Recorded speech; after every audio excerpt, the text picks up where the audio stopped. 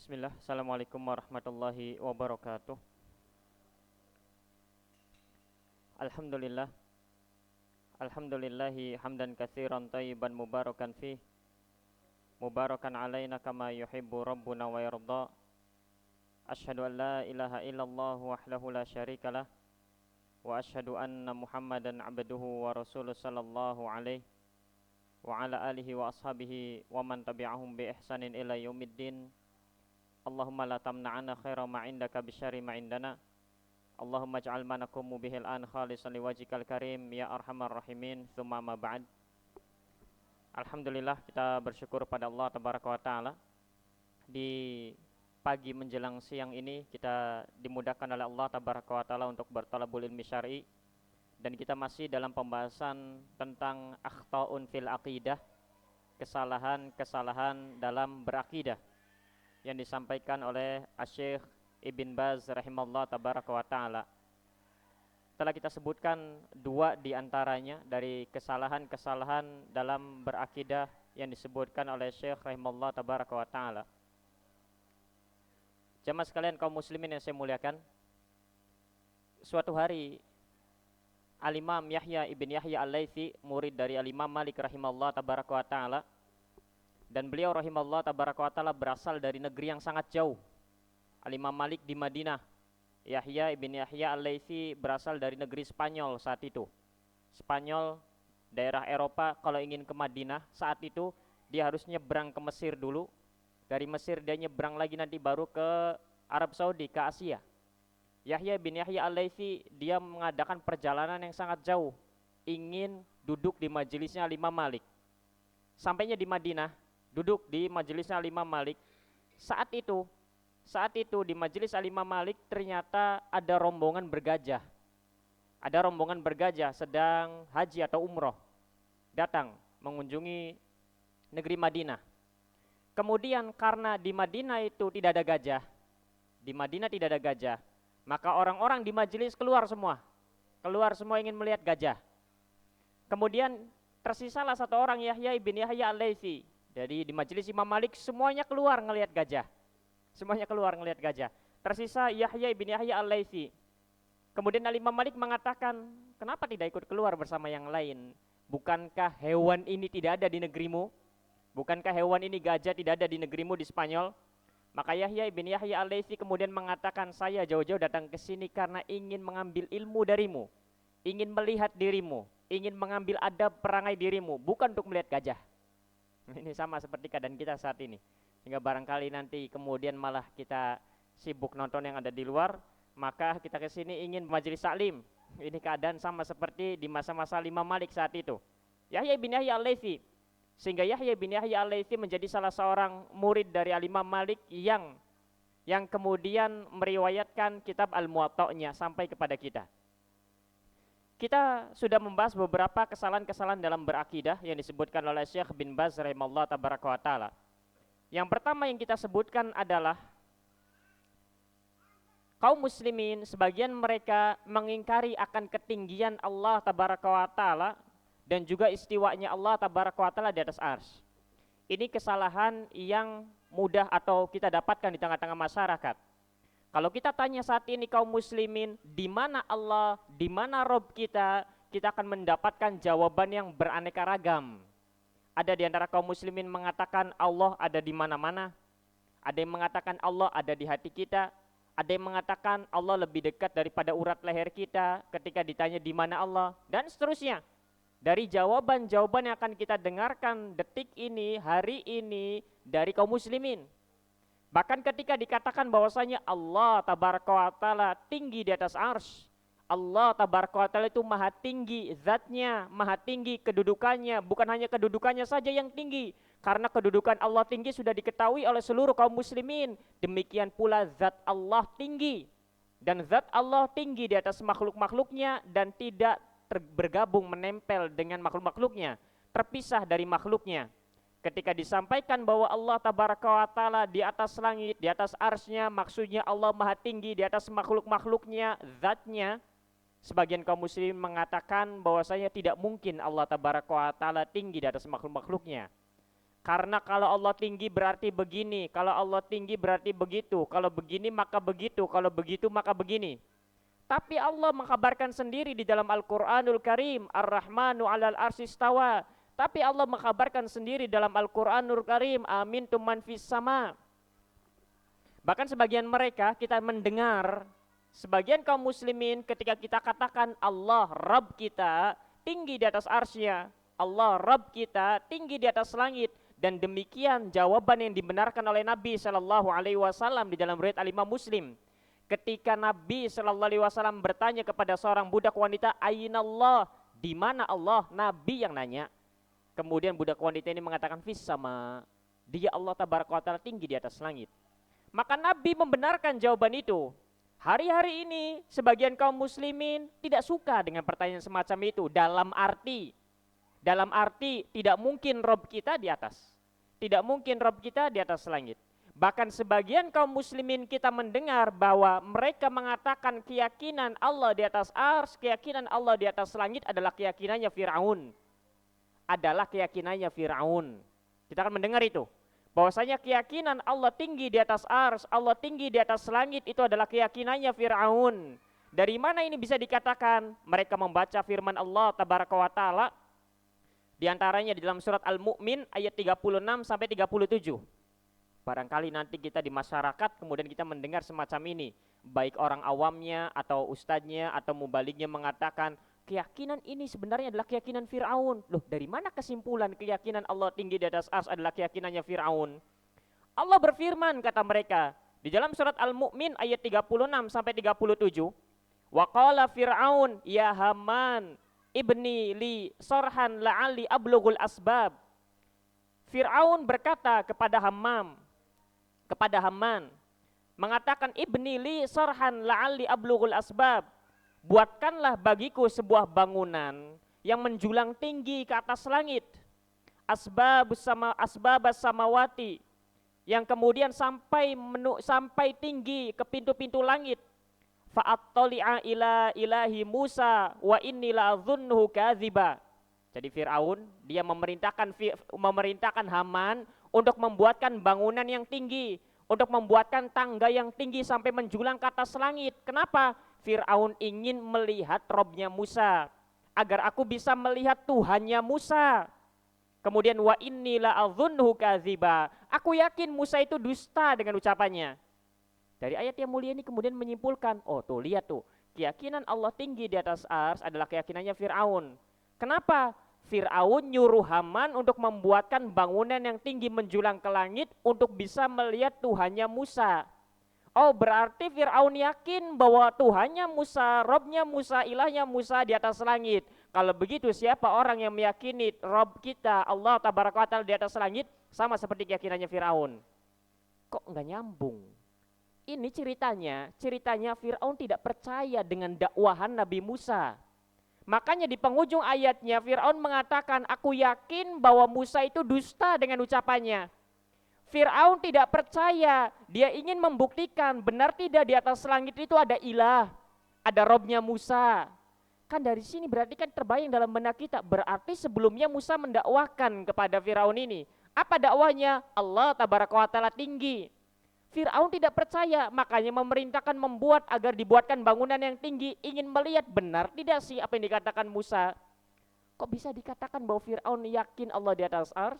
Kemudian yang meyakini hal semacam ini berarti sama seperti keyakinannya Fir'aun. Itu di mana cara menyimpulkan ayatnya?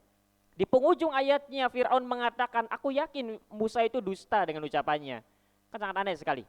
Kalau kita membaca ayatnya saja kita tahu, oh ini berarti jalan ceritanya adalah Musa mendakwakan Fir'aun bahwa Robnya ada di atas langit. Fir'aun tidak percaya, maka minta Haman untuk membuatkan bangunan yang tinggi ke langit. Pengen lihat benar tidak sih di atas itu ada Robnya Musa.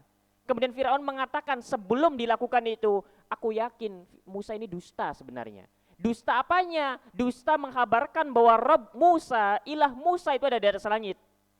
Kok bisa? Maka dari sini kita katakan bahwa orang-orang yang mengingkari, yang ngeyel, tidak percaya Allah di atas langit adalah keyakinannya Fir'aun. Karena Fir'aun tidak percaya, makanya ingin membuktikan benar tidak bahwa di atas langit itu ada Rob, ada ilah. Demikian, yang harusnya kebalik. Orang yang mengingkari ini adalah orang-orang yang kemudian keyakinannya sama seperti Firaun, berjalan di atas keyakinannya Firaun karena tidak percaya Allah tabaraka wa taala di langit. Oleh karenanya memerintahkan untuk membuat bangunan yang tinggi menjulang ke langit, ingin membuktikan benar tidak dakwaan Nabi Musa. Ini yang pertama kita akan banyak dapati di tengah-tengah kaum muslimin. Kemudian berikutnya, kesalahan dalam berakidah berikutnya adalah yang telah kita bahas adalah ittikhadzul masajidi 'alal kubur. Membangun masjid di atas kuburan. Ini adalah kesalahan dalam berakidah berikutnya. Membangun masjid di atas kuburan.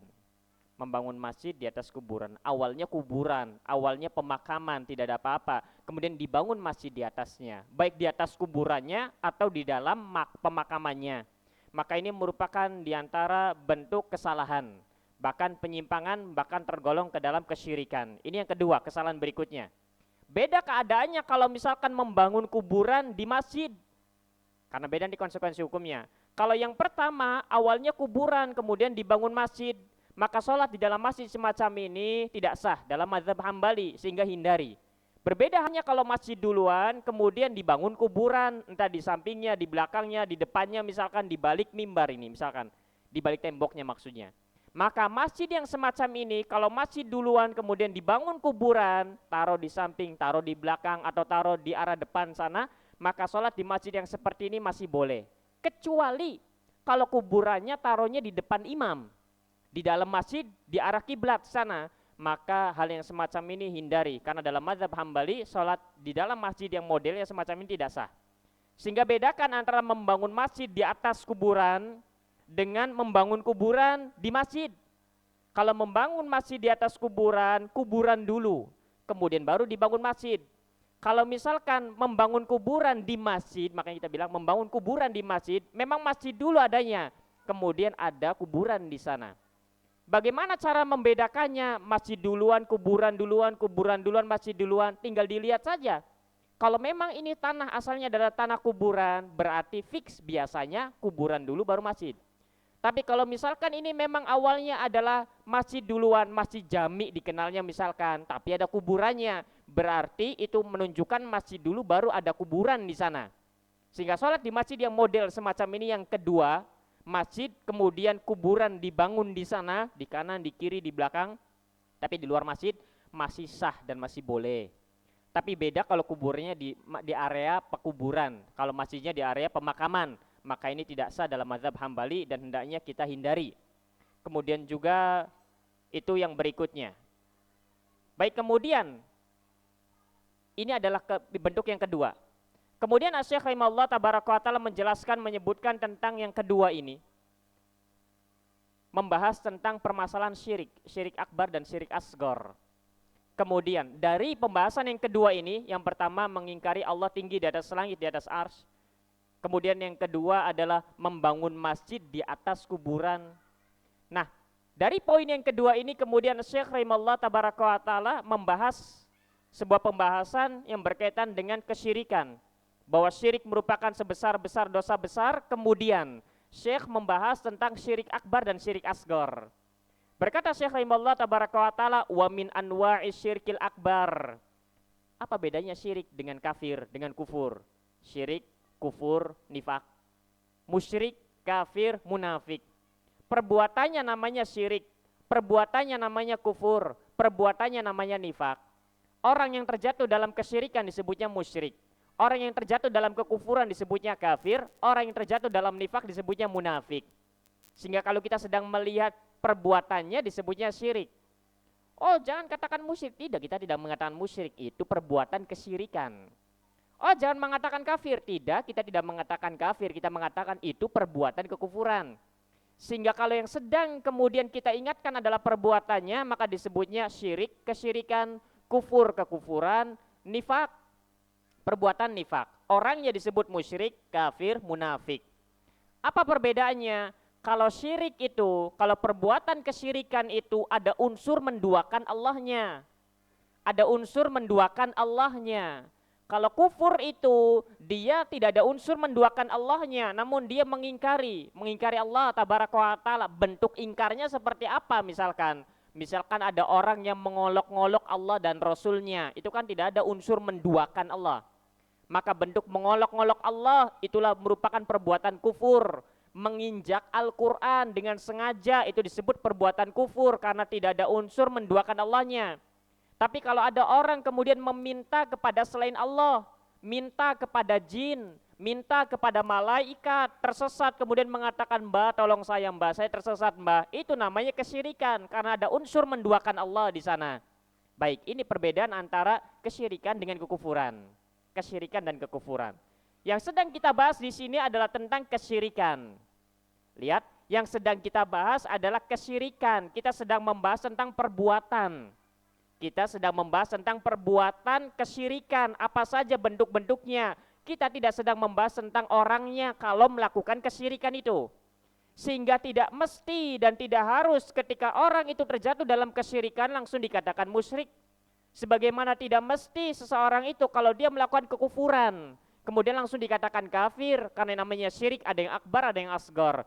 Kufur pun sama, ada yang akbar, ada yang asgor. Nifak pun sama, ada yang akbar, ada yang asgor.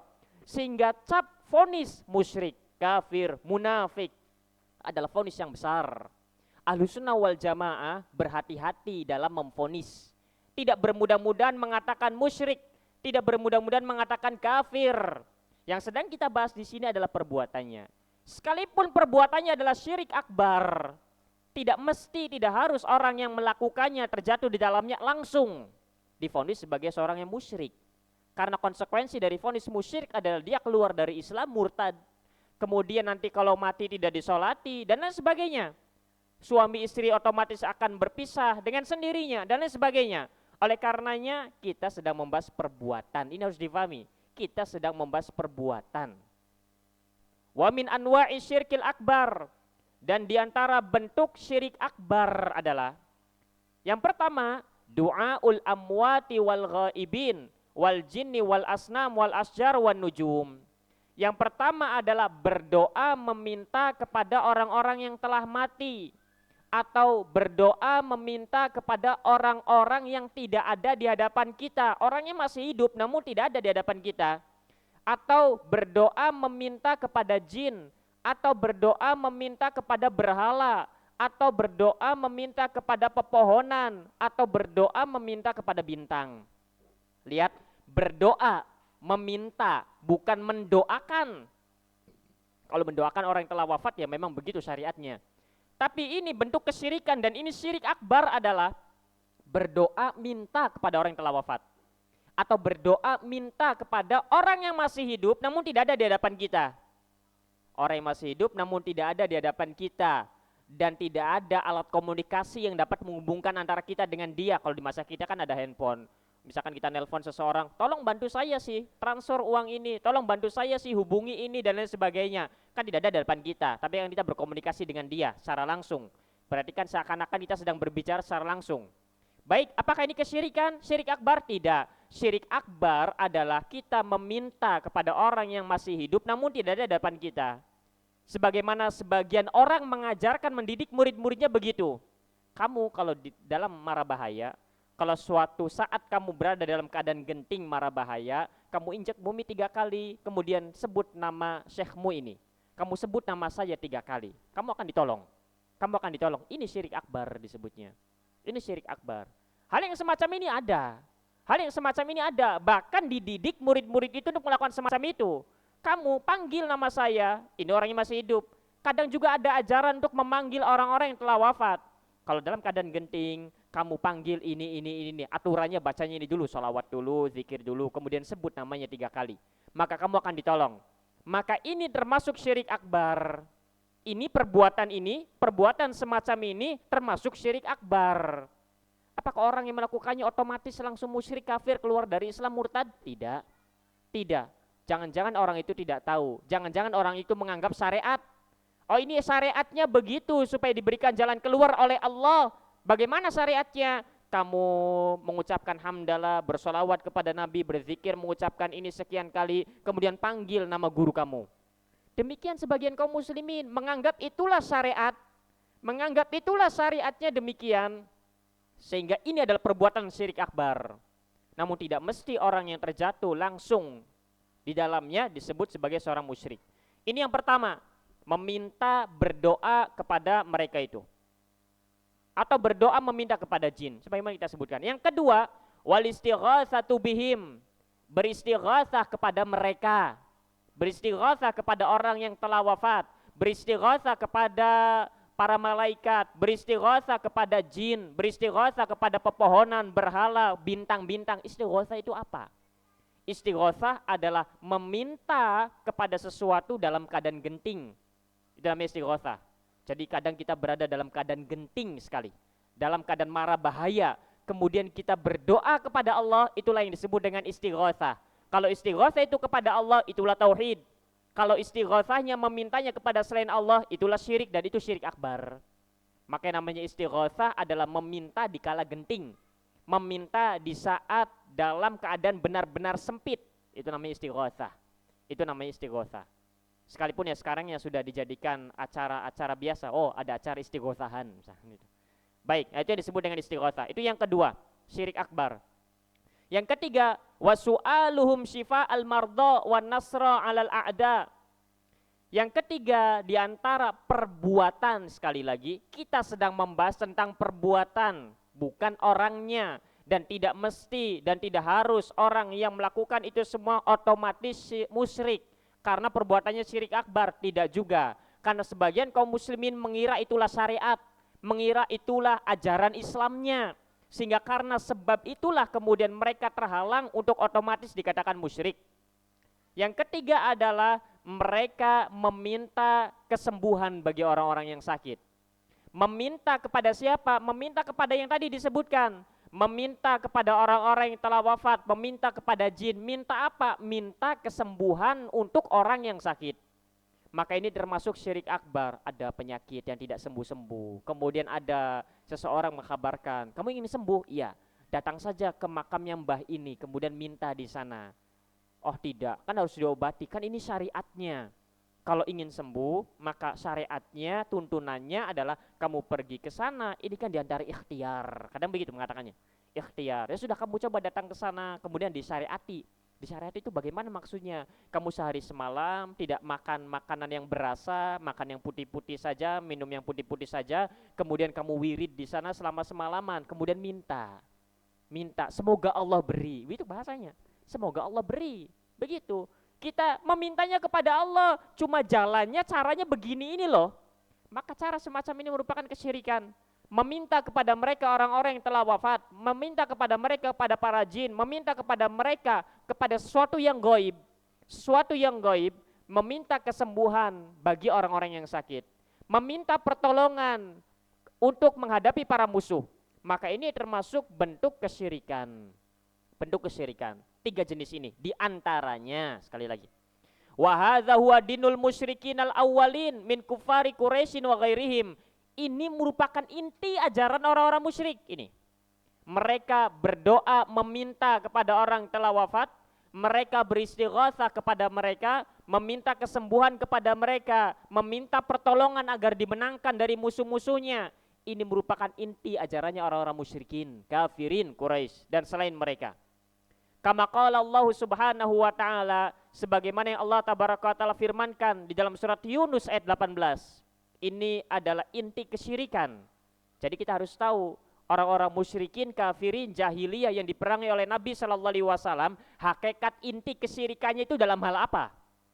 Allah berfirman dalam surat Yunus ayat 18, wa ya'buduna min dunillahi ma la yadhurruhum wa la yanfa'uhum. Mereka orang-orang musyrikin, kafirin, jahiliyah yang diperangi oleh Nabi sallallahu alaihi wasallam, mereka beribadah kepada selain Allah. Mereka beribadah kepada selain Allah, mereka beribadah kepada sesuatu yang tidak dapat mencegah mudorot bagi diri mereka, yang tidak dapat melindungi mereka dari mara bahaya. Wala yanfa'uhum, mereka beribadah kepada sesuatu yang tidak dapat memberikan mereka manfaat. Wa yaquluna haula'i syufa'auna indallah. Kemudian orang-orang musyrikin ini, mereka beribadah kepada selain Allah, sesuatu yang tidak dapat mencegah dari mara bahaya, sesuatu yang tidak dapat memberikan manfaat untuk mereka. Mereka mengatakan, haula'i syufa'auna indallah. Yang kami ibadahi ini, yang kami mintai ini, yang kami beristighatsah kepadanya, yang kami meminta kesembuhan kepada mereka ini, Mereka adalah para pemberi syafaat kami di sisi Allah. Mereka adalah para pemberi syafaat di sisi Allah tabaraka wa ta'ala untuk kami. Ini merupakan inti ajaran agamanya musyrikin. Apa? Mereka menginginkan syafaat dari sembahan-sembahan selain Allah. Sehingga motifnya adalah mereka ingin syafaat. Dari siapa syafaatnya? Dari Allah. Mintanya ke siapa? Ke mereka ini. Mereka beribadah kepada orang-orang ini, orang-orang yang telah wafat, kepada berhala-berhala. Kenapa? Karena menginginkan syafaat untuk diri mereka nanti di sisi Allah tabaraka wa ta'ala. Ini alasannya, karena mereka menginginkan syafaat. Sehingga kalau kita dapatkan ada seorang muslim yang melakukan hal yang sama sebagaimana orang-orang musyrik, maka perbuatannya sama dihukuminya. Kalau kita katakan, kenapa kamu kok rajin sekali datang ke makam ini? Iya, saya ini banyak dosa. Saya butuh syafaat mereka. Bukankah kalau dekat dengan orang-orang soleh nanti akan mendapatkan syafaatnya? Saya makanya melakukan syariat semacam ini. Saya melakukan ini. Kenapa? Saya ingin mendapatkan syafaat dari mereka. Makanya saya minta syafaat kepada mereka karena mereka adalah wali-wali Allah. Karena mereka adalah kekasih Allah tabaraka wa ta'ala. Mereka bisa memberikan syafaat pada kami yang masih hidup. Maka kami datang kepada makamnya. Kami kemudian sholat di sana. Kami berpuasa di sana. Kami wirid di sana. Kemudian kami meminta syafaat dari mereka. Kenapa? Saya banyak dosa. Kita katakan perbuatanmu ini syirik. Mereka akan mengatakan, loh kok bisa kamu mengatakan saya musyrik? Kita katakan lagi, saya katakan perbuatan kamu syirik, bukan mengatakan kamu musyrik. Perbuatan kamu ini kesyirikan. Loh ya beda, masa kamu menyamakan kami dengan orang-orang musyrikin? Kok bisa kamu menyamakan kami dengan orang-orang musyrikin? Orang-orang musyrikin itu tidak percaya Allah. Orang-orang musyrikin itu dia tidak kenal Allah, sedangkan kita muslim. Saya yakin bahwa Allah tabaraka ta'ala memberikan rezeki, saya yakin Allah yang menghidupkan dan mematikan. Kok bisa kamu mengatakan bahwasanya apa yang saya lakukan sama seperti mereka orang-orang musyrik? Kita katakan orang musyrik pun kenal Allah. Orang-orang musyrik pun mereka tahu Allah. Orang-orang musyrik pun mereka mengimani Allah di sebagian babnya. Di sebagian hal mereka mengimani, meyakini, loh jangan mengada-ngada kamu ini aneh sekali. Kok bisa musyrik dikatakan mukmin? Kok bisa dikatakan musyrik dikatakan iman? Sahabat yang mulia Abdullah ibn Abbas radhiyallahu taala anhuma mengkabarkan kepada kita. Sahabat yang mulia Abdullah ibn Abbas radhiyallahu taala anhuma mengatakan min imanihim, di antara iman mereka orang-orang musyrikin. Lihat sahabat yang mulia yang mengatakan, di antara iman mereka, di antara keyakinan mereka, idza qila lahum man khalaqas sama, man khalaqal ard, wa man khalaqal jibal, la yaqulunna Allah. Kalau dikatakan kepada mereka orang-orang musyrikin, siapa yang menciptakan langit, siapa yang menciptakan bumi, siapa yang menciptakan gunung-gunung ini, mereka pasti akan mengatakan yang menciptakan ini adalah Allah tabaraka wa ta'ala. Demikian pula Mujahid, murid dari sahabat yang mulia Abdullah bin Abbas mengatakan wa kadzalika imanuhum, demikianlah keimanan mereka. Ikrimah mengatakan min imanihim, di antara keimanan mereka. Lihat, sehingga orang-orang musyrikin beriman pada sebagian hal, namun tidak beriman kepada sebagian yang lain. Kok bisa musyrik mukmin itu bagaimana? Saya tidak bisa itu mengatakan. Ini menunjukkan bahwasanya keyakinan seseorang terhadap perbuatan-perbuatan Allah, dia mengimani, dia mengesahkan perbuatan-perbuatan Allah, tidak cukup untuk menjadikan mereka muslim. Mereka beriman dalam perbuatan Allah, namun mereka menyekutukan Allah dalam ibadah. Sehingga iman mereka, keyakinan yang kuat kepada Allah, Allah yang menghidupkan, Allah yang menciptakan, tidak cukup menjadi modal mereka untuk menjadi seorang muslim. Tidak cukup untuk dikatakan bahwa mereka adalah orang mukmin yang sempurna. Kita hanya mengatakan di antara keyakinan mereka saja. Demikian. Oleh karenanya mereka orang-orang kafir pun percaya sebagaimana yang kamu lakukan ini. Kamu pun percaya kepada Allah, orang musyrik pun percaya kepada Allah. Dan apa yang kamu lakukan yaitu meminta syafaat dari orang-orang yang telah wafat, sama persis plek sama. Sama persis 10-10 atau 11-11. Dengan apa yang dilakukan oleh orang-orang kafir, mereka pun minta syafaat. Mereka pun meminta syafaat dari sembahan-sembahan selain Allah itu. Karena sama, maka perbuatan kamu pun syirik. Tapi kita tidak mengatakan bahwa kamu musyrik. Kalau mereka jelas musyrik karena mereka tidak pernah masuk Islam, lah Anda seorang muslim. Hanya saja Anda melakukan perbuatan yang sama yang dilakukan oleh orang-orang musyrikin. Dan itu merupakan perbuatan inti agama ajaran orang-orang musyrikin. Karena perbuatannya sama, motifnya sama, maka hukumnya perbuatan itu sama. Namun beda vonis, karena orang ini masih muslim dan orang ini tidak tahu, perlu untuk diajari, perlu untuk tahu. Baik, ini inti mereka. Jadi jangan bayangkan bahwa ajaran mereka orang-orang musyrikin, mereka hanya sujud saja tidak kenal Allah, mereka minta kepada berhala tidak kenal Allah, sudah itu saja. Tidak, mereka melakukan itu karena ingin syafaat. Mereka melakukan itu karena ingin syafaat di sisi Allah. Ini dalam surat Yunus ayat 18. Kemudian di dalam surat Az-Zumar ayat 2-3, Allah tabaraka ta'ala berfirman, tapi ini ayat 2-nya ini penggalan pertengahan, bukan dari awal ayat 2, tapi ayat 2-3.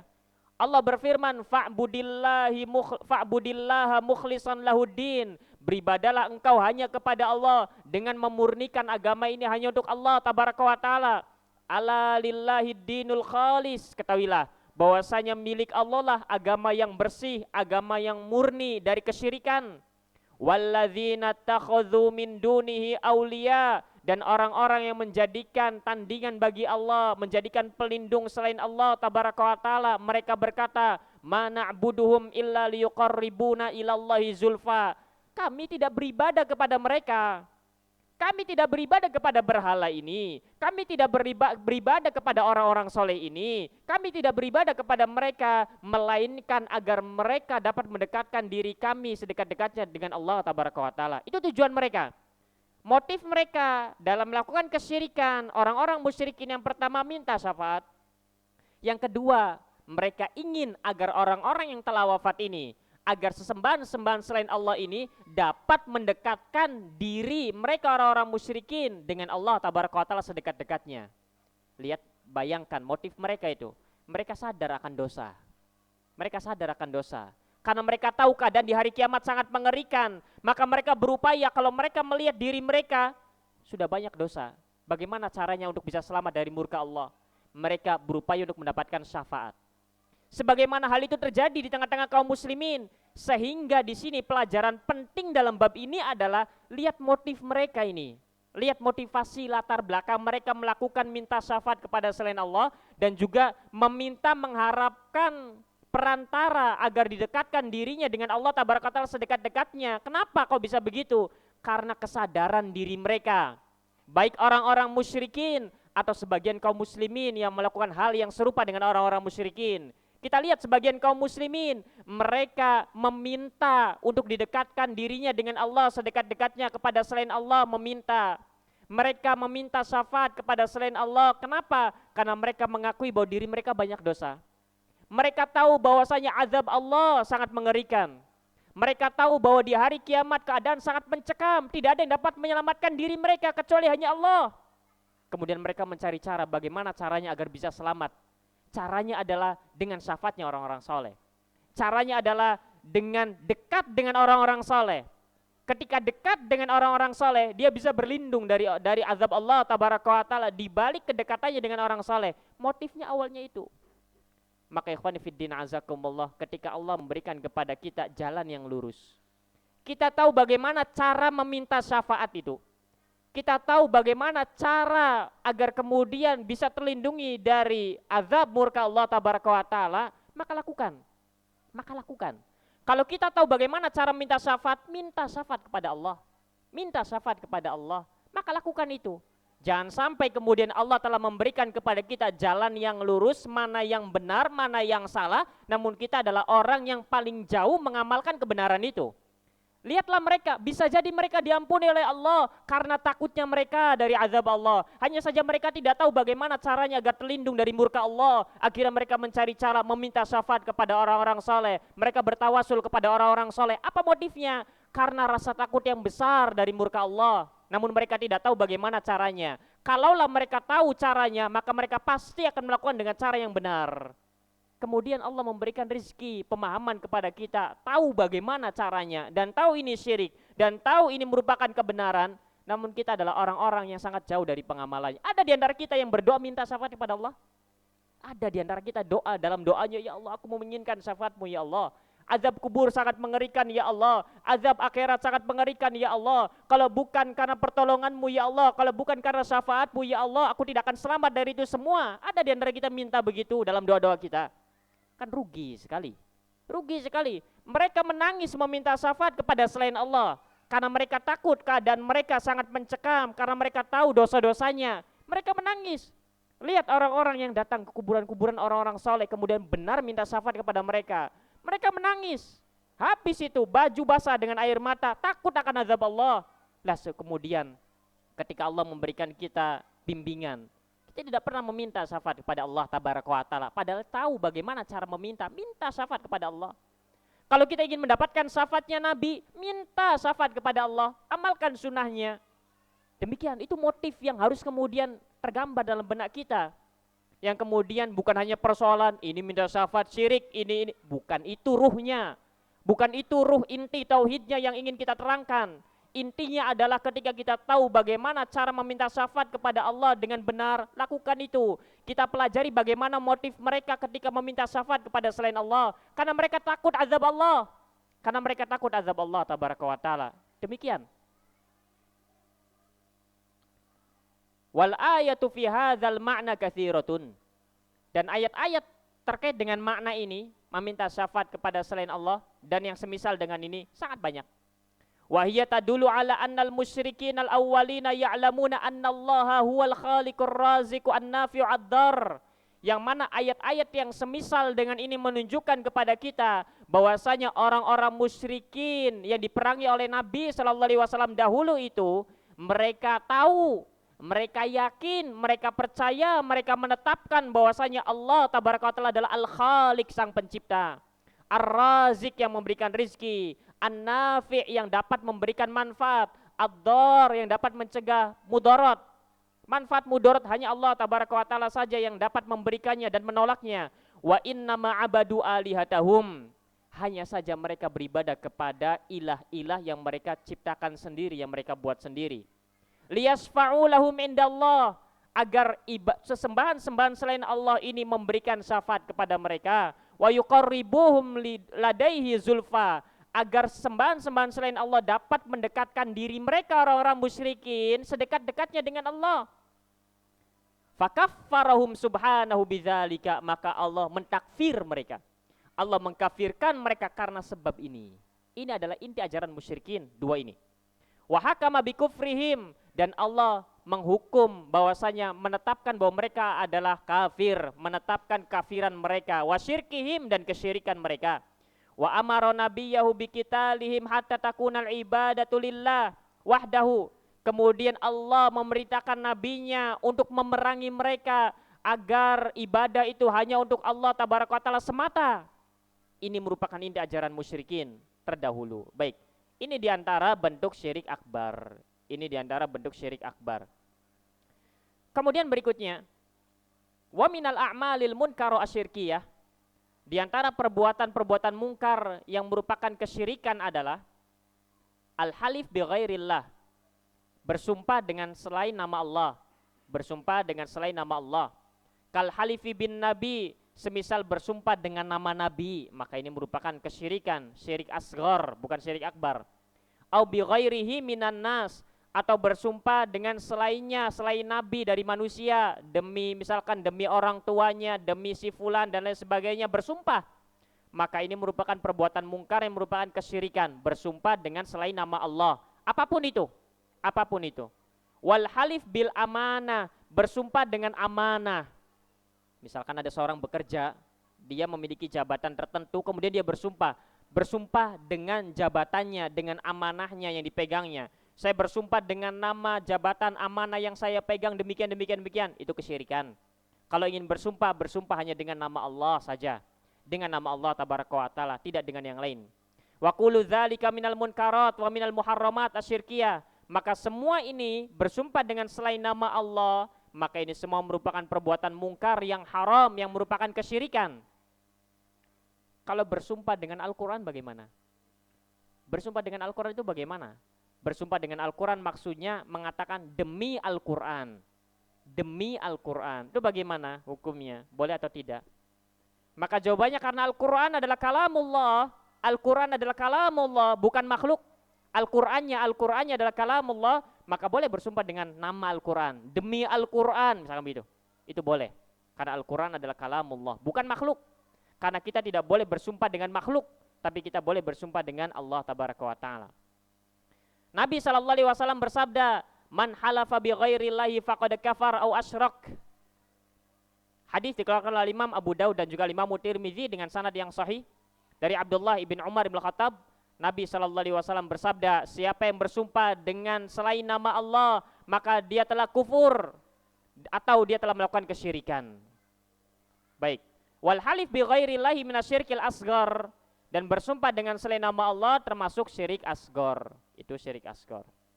Kemudian berikutnya, di antara bentuk syirik asghar berikutnya adalah wa hakadza qaulu masya Allah wa syaa fulan walaulallahu wa fulan wa hadza minallahi wa min fulan.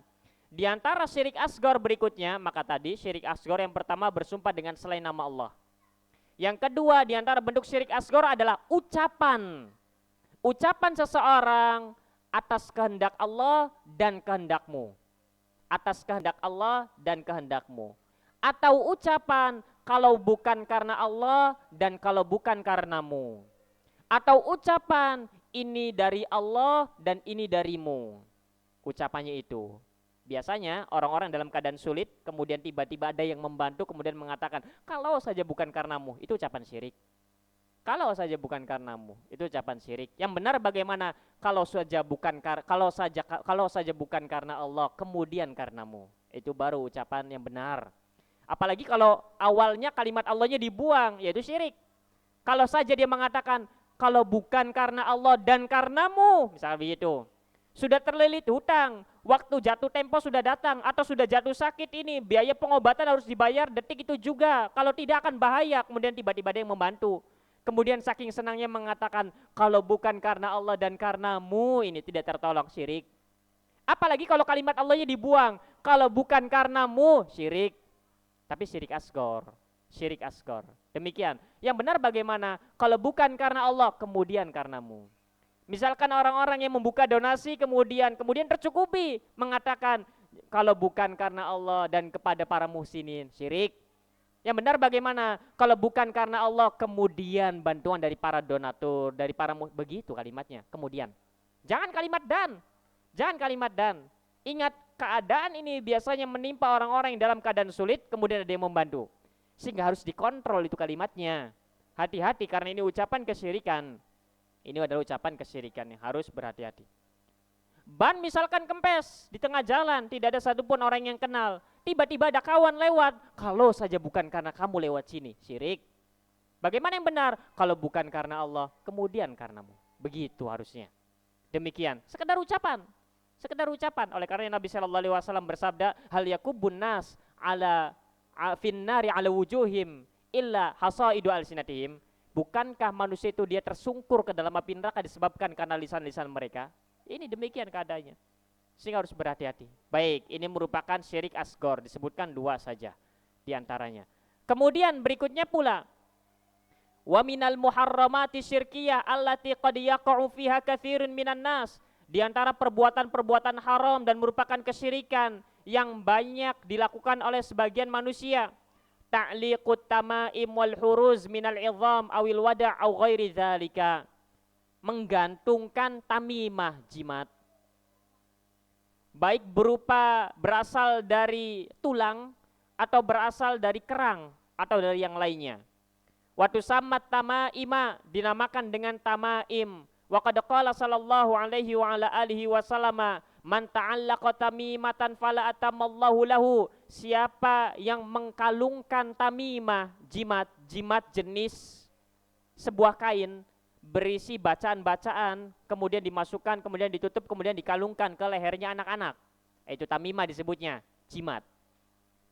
Siapa yang mengalungkan tamimah, maka Allah tabaraka wa ta'ala tidak akan menyempurnakan baginya. Karena beredar di tengah-tengah orang-orang musyrikin kafirin dahulu, mereka mengira kalau anak-anak itu dikalungkan jimat semacam itu, kalau kita kan warnanya hitam ya, anak-anak warnanya hitam, ada bacaan-bacaannya, bukan hanya bacaan, kadang ada siletnya, kadang ada jarum ininya dimasukkan semua ke situ. Mereka meyakini bahwasanya kalau disimpan itu di leher anak-anak, maka dia akan sempurna, akan selamat dari ini dan itu. Maka kata Rasulullah SAW, siapa yang mengalungkan semacam ini, tamimah model semacam ini, maka Allah tidak akan menyempurnakan baginya. Wa man ta'allaqa wada'atan fala wada'allahu lahu. Dan siapa yang mengalungkan wada'ah, wada'ah itu adalah jimat yang berasal dari kerang. Ambil dari laut kerang kemudian dikalungkan atau dibuat gelang untuk mencegah dari penyakit ain, untuk mencegah dari penyakit hasad. Jadi bentuknya kerang semacam itu, kemudian dikalungkan. Yang begituan banyak kadang. Ada ini adalah taringnya harimau misalkan. Taringnya gajah ini dikalung. Kenapa? Apa khasiatnya apa? Kan sebagian kaum muslim begitu ya. Khasiatnya apa? Dapat menolak bala. Misalkan begitu itu. Maka ini termasuk tamimah, ini termasuk jimat. Maka fala wada'allahu lahu. Semoga Allah tabaraka wa taala tidak memberikan ketenangan kepadanya. Karena mereka mengira bahwa kalau dikalungkan, digelangkan itu akan mendatangkan ketenangan. Mereka mengira begitu. Waman ta'allaqa tamimatan faqad asyraka. Siapa yang mengalungkan tamimah, maka dia telah melakukan kesyirikan. Ini adalah perbuatan kesyirikan yang beredar di masyarakat jahiliyah. Yang beredar di masyarakat jahiliyah. Orang-orang jahiliyah, musyrikin, sangat kental dengan yang namanya khurafat. Karena mereka terjatuh dalam kesyirikan, orang-orang yang terjatuh dalam kesyirikan sangat mudah untuk kemudian kepalanya, akalnya masuk kabar-kabar berita-berita khurafat. Berita-berita dusta, ucapan-ucapan yang kemudian tidak ada asal-usulnya dan lain sebagainya dibumbui dengan kedustaan. Di antara jenis khurafat mereka, yang mana khurafat ini merupakan kesyirikan adalah mereka percaya kalau seorang anak dikalungkan jimat semacam ini, mereka akan selamat. Itulah bentuk khurafat orang-orang musyrikin sampai detik ini. Di antara bentuk khurafat kesyirikan yang terjadi di tengah-tengah musyrikin, Nabi SAW bersabda dalam riwayat Al-Imam Bukhari dan Muslim dan lain sebagainya. Nabi mengatakan laha mata wala safara wala nau'a wala ghula. Tidak ada yang namanya hamah, tidak ada yang namanya safar, tidak ada yang namanya nau', tidak ada yang namanya ghul. Ini ditiadakan oleh Nabi SAW. Kenapa? Karena ini merupakan khurafat kesyirikan yang beredar di tengah-tengah musyrikin. Apa? Mereka percaya bahwa di sana ada yang namanya hamah. Hamah itu apa? Mereka punya cerita turun-temurun warisan nenek moyang mereka dan mereka percayai itu. Di sana ada yang namanya hamah. Apa itu hamah? Hamah adalah orang-orang yang berperang kemudian mati, atau orang-orang yang dibunuh kemudian mati, atau orang-orang yang kecelakaan kemudian mati. Kemudian arwahnya gentayangan. Arwahnya gentayangan akan menuntut balas kepada yang membunuhnya. Arwah itu akan gentayangan terus menerus sampai dendamnya terbalaskan. Ini disebut dengan hamah. Ini khurafat kesyirikan jahiliyah ditiadakan oleh Nabi SAW. Ternyata nular ke kaum muslimin. Ternyata nular ke kaum muslimin. Tahun 2016 terjadi kecelakaan, pembunuhan ini dan itu. Kemudian era-era 2023, 2022 dipanggil ruhnya. Katanya ini arwahnya penasaran. Masih menuntut balas siapa pembunuhnya. Sehingga terkenal kisahnya di Cirebon dan lain sebagainya. Hal semacam ini tidak ada. Nabi SAW meniadakannya. Tidak ada yang namanya arwah gentayangan menuntut balas dendam belum sempurna. Ini tidak akan sempurna, akan disempurnakan kalau misalkan sudah tertangkap semua pelakunya, sudah terbunuh semua pelakunya. Tidak ada yang semacam ini. Ini ditiadakan oleh Nabi SAW. Ini merupakan kesyirikan khurafat, cerita turun-temurun, dusta, tidak ada kaitannya, yang diwariskan dari nenek moyang mereka, orang-orang musyrikin. Yang kedua ada yang disebut dengan wala sofaro. Tidak ada yang namanya sofar. Nah, ini keyakinan orang-orang musyrikin bahwa yang namanya bulan sofar itu bulan sial. Sehingga tidak boleh menikahkan anak di bulan sofar. Tidak boleh mengadakan acara ini di bulan sofar. Kenapa? Bulan sial, bulan bala. Dan itu ternyata sampai menular kepada kaum muslimin. Kaum muslimin ikut-ikutan. Kalau bulan sofar tidak menikahkan anak-anaknya. Kalau bulan sofar ini bulan tolak bala. Sehingga ada acara bikin apem lah, bikin inilah. Kenapa? Untuk menolak bala. Ada sholat tolak bala juga di Rabu Wekasan kan gitu ya. Maka ini merupakan warisan dari orang-orang musyrikin, kafirin, jahiliyah dahulu. Nabi meniadakannya. Nabi tercinta SAW mengatakan wala sofara. Tidak ada yang namanya bulan sofar adalah bulan sial. Semua bulan baik. Ini khurafat, kesyirikan. Yang keempat wala nau'a. Nau'a, tidak ada yang namanya nau. Nau itu apa? Ini adalah kesyirikan, khurafat yang beredar di tengah orang-orang musyrikin. Apa itu nau? Jadi orang-orang musyrikin dahulu itu mereka percaya di bulan-bulan tertentu itu akan muncul sebuah bintang. Di bulan-bulan tertentu akan muncul sebuah bintang yang mana bintang ini dapat menurunkan hujan. Bedakan antara keyakinan bintang ini dapat menurunkan hujan dengan keyakinan misalkan bintang ini tanda bahwa kita masuk ke musim hujan. Bedakan ya. Kalau yang pertama yakin bahwa bintang ini memang bisa menurunkan hujan, bintang ini. Kalau keyakinan bahwasanya ini merupakan tanda bahwa kita akan masuk ke musim hujan, itu lain lagi ceritanya. Ini tidak kesyirikan. Yang kesyirikan itu yang pertama, orang-orang musyrikin dia percaya kalau bintang ini, bintang jenis nau ini namanya muncul, berarti bintang ini bisa menurunkan hujan. Bintangnya. Jadi bukan bintang ini pertanda musim hujan, bukan. Tapi bintang ini bisa menurunkan hujan. Maka ini kesyirikan. Maka ini kesyirikan. Adapun keyakinan misalkan, oh bintang ini muncul, berarti kita sebentar lagi masuk misalkan bulan penghujan, itu bukan kesyirikan. Oh biasanya bulan yang diakhiri dengan ber itu berarti musim hujan, itu bukan kesyirikan. Tapi kalau keyakinan September itu sendiri bisa menurunkan hujan, ya jelas kesyirikan. Bedakan antara tanda dengan sesuatu emang bisa menurunkan hujan. Nah kesyirikan orang-orang musyrik dahulu, mereka percaya bahwa bintang ini bisa menurunkan hujan. Baik, dan Nabi SAW meniadakannya. Sebagaimana keyakinan itu pun terkadang diwariskan kepada generasi kita kaum muslimin. Apa itu? Bahwa namanya pawang hujan itu bisa memberhentikan hujan dan bisa menurunkan hujan. Ini kesyirikan. Kalau tadi ke bintang, sekarang ke orang. Begitu. Maka ini merupakan kesyirikan. Kemudian yang keempat, wala ghula. Ada yang disebut dengan ghul. Apa itu ghul? Ghain temannya ain, ghain wawu lam. Apa itu ghul?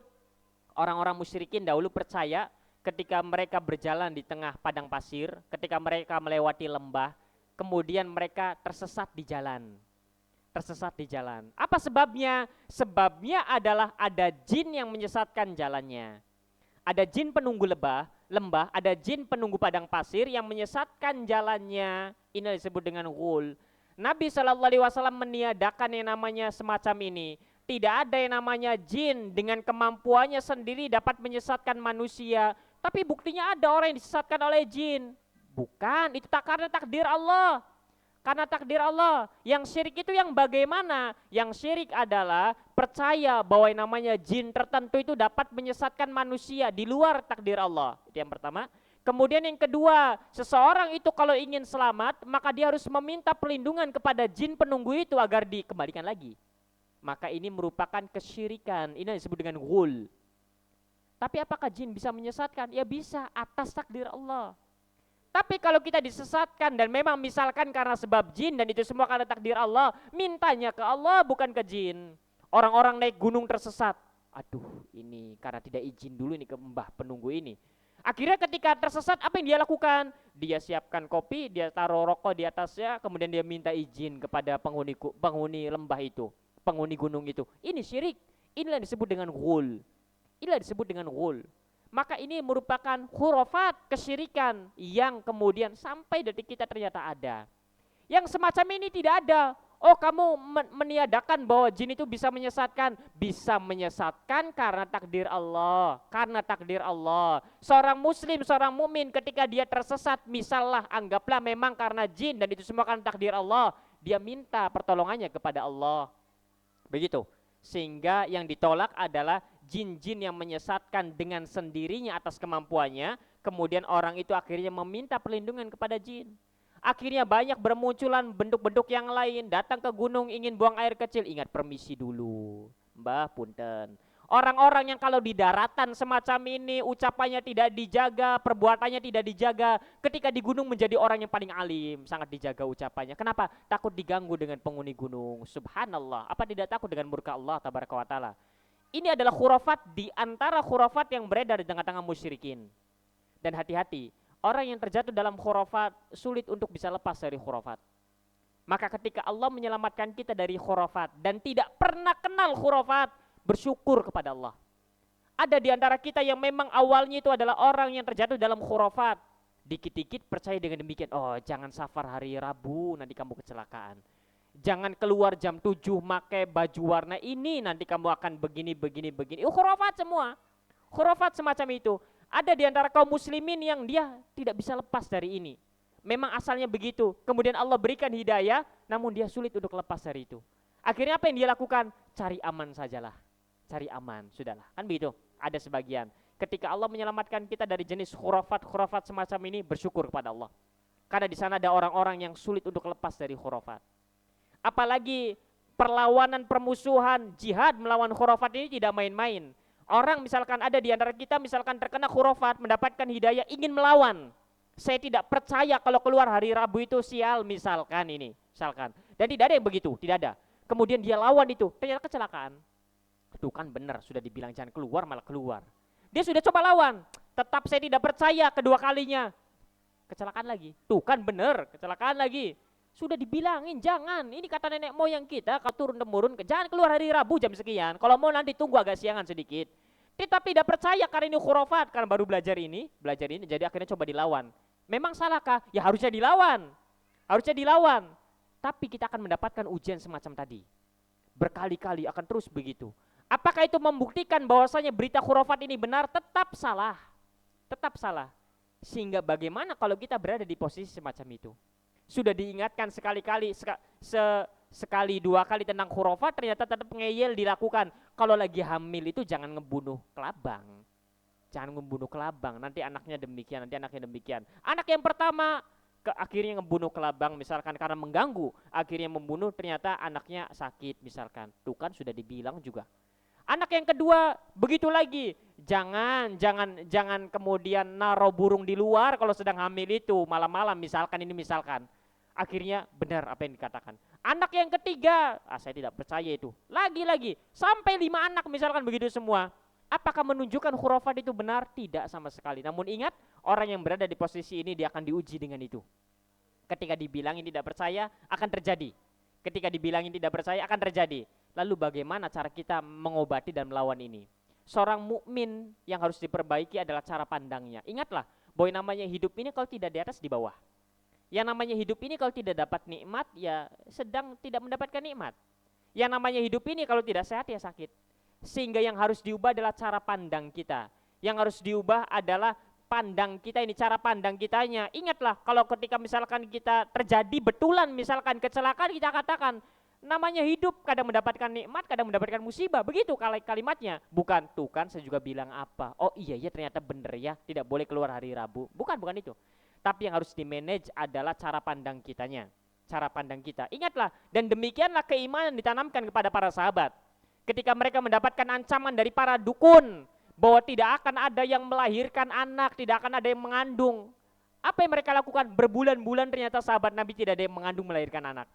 Tapi bagaimana mereka memanage pemikiran mereka? Bukan karena ucapan dukun ini. Mereka tahu bahwa yang namanya takdir itu kadang di atas, kadang di bawah. Ya kalau tidak melahirkan, ya tidak melahirkan. Begitu cara pandangnya. Sehingga kalau di antara kita ada yang diuji dengan khurafat semacam ini, maka yang harus diubah adalah cara pandangnya. Bukan kemudian sekali, 2 kali, 3 kali, 4 kali, 5 kali, iya ternyata benar juga apa yang dikatakan. Atau gambaran yang kedua, sudahlah cari aman saja. Makanya khurafat juga, masih percaya sedikit. Cuma agak ragu-ragu, ingin melawannya agak ragu, akhirnya cari aman sajalah. Daripada mendingan. Sudahlah ngalah sajalah, bukan ngalah, kita masih khurafat, masih terjatuh dalam perbuatan khurafat. Baik, sehingga hal-hal yang semacam ini maka harus berhati-hati. Terutama kawan-kawan kita juga yang banyak kemudian bersinggung dengan hal-hal yang gaib. Maka dia harus berhati-hati dari sistem khurafat semacam ini. Pembicaraan tentang perkara yang gaib, tentang bangsa jin, bangsa yang lain-lain, maka harus dilandasi dengan Al-Quran, Sunnah, dan ucapan para ulama yang dikenal. Jangan mengada-ngada dalam urusan pembicaraan semacam ini. Oh, yang namanya jin itu wujudnya seperti ini, seperti ini, seperti ini, seperti ini. Dari mana kamu dapatkan itu? Ya kata guru saya begitu, tidak ada. Hati-hati, karena khurafat sangat rentan sekali dengan orang-orang yang semacam ini. Sangat rentan sekali dengan orang-orang semacam ini. Orang-orang yang bergelut dalam dunia ruqyah atau orang-orang yang bergelut dalam ilmu kebatinan misalkan. Dia membicarakan tentang yang namanya alam itu ada alam jabarut, alam lahut, alam malakut. Dari mana ini referensinya? Ada yang namanya cakra. Manusia itu punya 7 cakra. 7 cakra ini. Ada yang namanya chi. Pertanyaannya itu kalimat cakra, chi semacam itu. Siapa yang mengatakannya dari para ulama? Maka ini perkara gaib. Tahu dari mana kalau manusia memiliki 7 cakra? Tahu dari mana kalau manusia ini ada chi ini, chi itu dan lain sebagainya dan lain seterusnya? Maka semuanya hati-hati. Ini nanti akan merupakan pintu gerbang khurafat. Tuh kan bener kan? Karena cakranya tidak ditutup akhirnya demikian. Ini lihat nih, cakra yang di punggung tidak ditutup ini. Ini cakra yang di bagian sininya ditutup dulu ini supaya ini dan itu dan lain sebagainya. Hati-hati dari khurafat. Hati-hati dari khurafat. Pembicaraan tentang perkara yang gaib, tentang Allah, tentang alam manusia, alam jin, tentang makhluk-makhluk astral yang lain, harus ada referensi yang jelas. Berhentilah di mana Al-Quran itu berhenti, berhentilah di mana sabda Nabi SAW berhenti, dan cukuplah ucapan para ulama yang muktabar dalam bidangnya. Sudah selesai. Jangan ikut-ikutan andil, karena saking kerennya akhirnya sudahlah ngikut saja. Maka hati-hati dari hal yang semacam ini, karena syaitan jauh lebih pintar mempermainkan hati manusia. Wallahu ta'ala alam bisawab. Ini yang bisa kita sampaikan pada pertemuan kita di pagi hari ini. Semoga yang sedikit ini bermanfaat, khususnya untuk diri saya pribadi. Barangkali ada 1-2 pertanyaan sebelum ditutup, persilakan. Fadhol. Iya. Waalaikumsalam warahmatullahi wabarakatuh.